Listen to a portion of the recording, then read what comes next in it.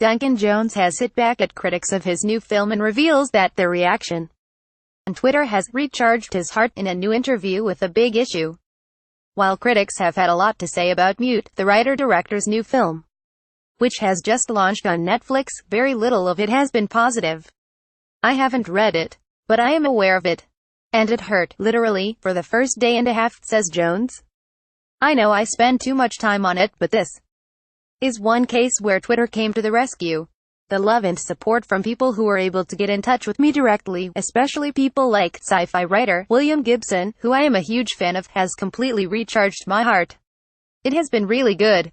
Fun to read some of the books that my dad was inspired by." In the wide-ranging interview, Jones, 46, also talks about why he set up an online book club based around his late father David Bowie's favorite books.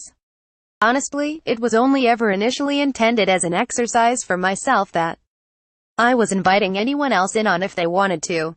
And it took off from there," he says. "It has been really good fun to read some of the books that my dad was inspired by.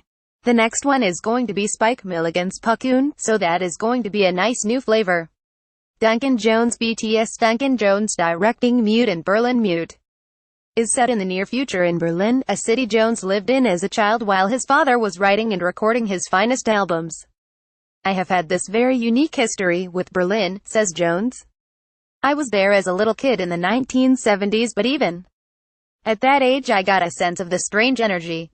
It was this tiny island of Western civilization in the Soviet bloc, and you really felt it. It has had a troubled past, you might have heard, and it is a city that has decided that the best way to deal with that is to look towards the future and build a multicultural, art-intensive, positive place. Did you know, The Big Issue has inspired the launch of 120 street papers globally, including sister titles in Australia, South Africa, Japan, Taiwan and Korea. That is why it is such a great place to set a science fiction movie. Berlin feels like it is moving faster than the rest of the world."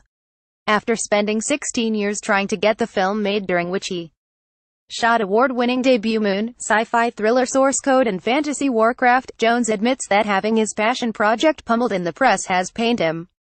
"We got absolutely hounded by the critics on this film.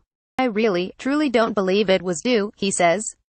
"And I hope a bit of time passes and maybe some of those critics have another look. Because I think they have missed something big."